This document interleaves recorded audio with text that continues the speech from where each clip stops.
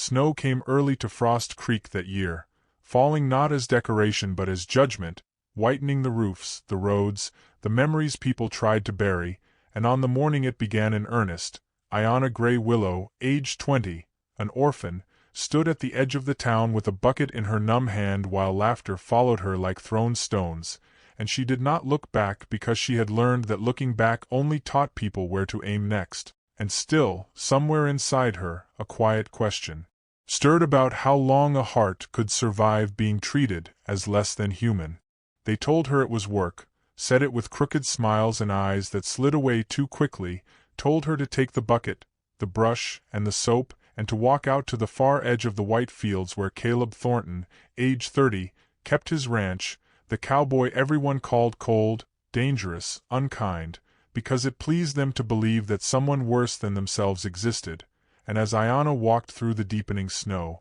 her boots soaked and her breath sharp in her chest, she wondered if cruelty always needed an audience to survive. The barn appeared through the storm like a dark thought, solid and unmoving, its doors shut against the wind, and Ayanna paused there, her fingers aching, her shoulders burning from the walk, thinking of the word joke and how it had been used on her so many times that it no longer sounded like laughter but like a verdict, and still she lifted her hand and knocked, unsure whether fear or hope knocked louder. The door opened not with violence but with weight, slow and deliberate, and Caleb Thornton stood framed by lantern light, tall, broad-shouldered, his face lined not with cruelty but with weather and work, his eyes steady, searching, not mocking, and in that single moment Ayanna felt something unfamiliar settle in her chest, because he did not smile when he saw her, and he did not laugh, and the silence between them felt like a question neither yet dared to ask.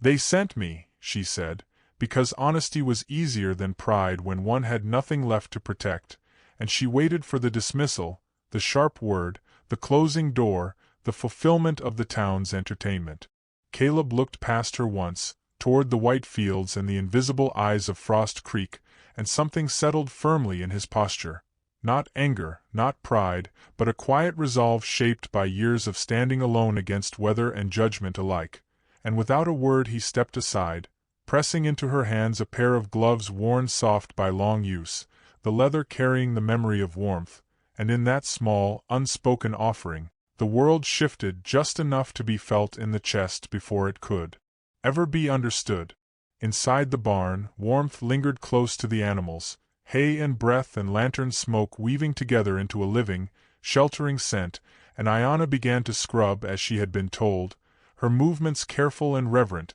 as though she were asking permission not just from the walls but from the moment itself, while Caleb worked nearby repairing a stall, his hammer rising and falling in a steady, patient rhythm that neither hurried her nor followed her too closely, and in that shared quiet she wondered why her shame felt heavier than the bucket in her hands, and why his presence made that weight begin, almost imperceptibly, to loosen. Snow pressed harder against the barn walls as the hours slipped by, wind whispering through the boards like a warning from the past, and when Caleb set a bowl of stew beside her without ceremony, she stared at it as though kindness were a fragile thing that might vanish the moment she reached for it, and he only said, "You'll freeze if you don't eat," not tenderly, not harshly, simply as truth, and the steadiness of his voice made her throat tighten with something dangerously close to gratitude. Because no one had ever cared whether she endured the cold before.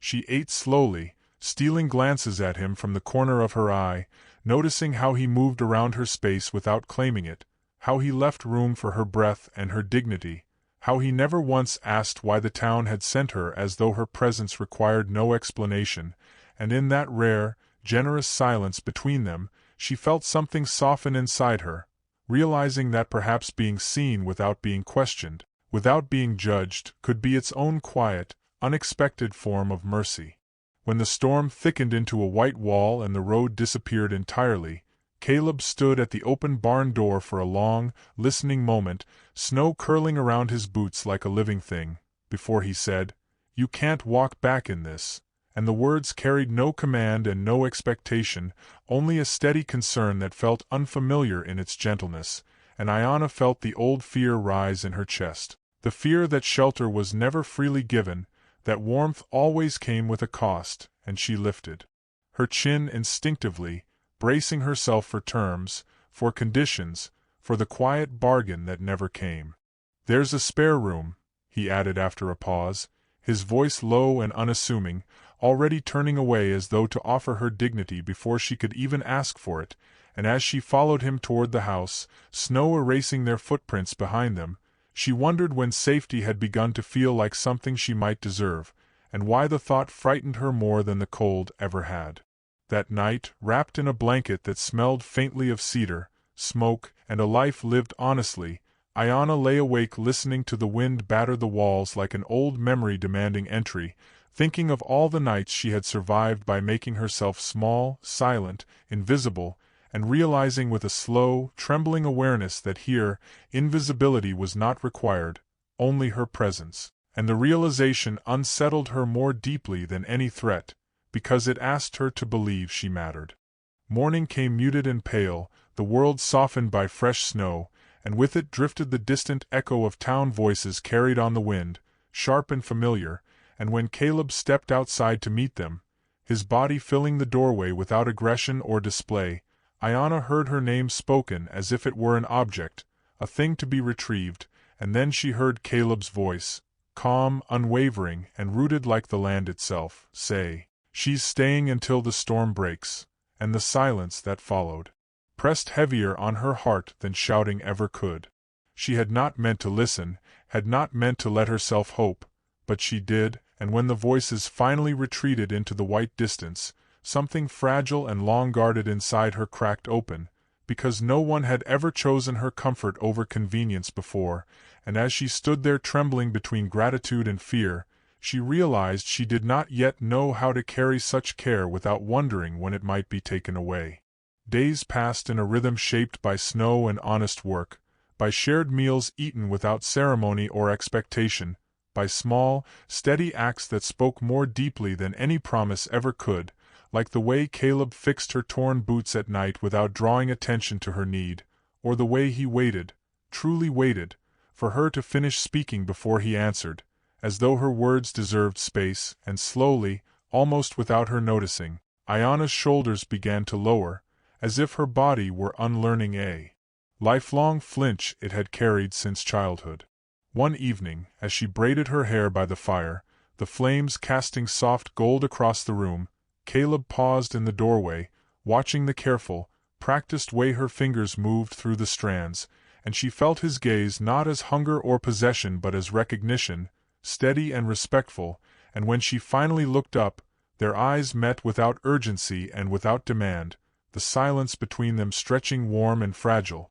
inviting something unnamed to breathe between them before either dared to touch it. The town tried once more to claim her, sending a man with a smile too wide and words sharpened by entitlement, and when Caleb refused, his voice level, his stance unmoved, neither raising his tone nor stepping aside, Ayanna surprised herself by standing next to him by choice, her hand brushing his sleeve as if guided by instinct rather than thought, and in that small, unplanned contact, the balance of power shifted forever, though none of them yet understood how deeply or how irrevocably. It was later, when the snow softened into a quiet, forgiving fall and the world felt hushed enough to hold truth, that Caleb spoke what he had been carrying carefully in his chest, telling her he admired her strength, that he had no wish to own her or rescue her, only to build something real beside her if she chose it, and Ayanna, tears freezing on her lashes, told him of being alone,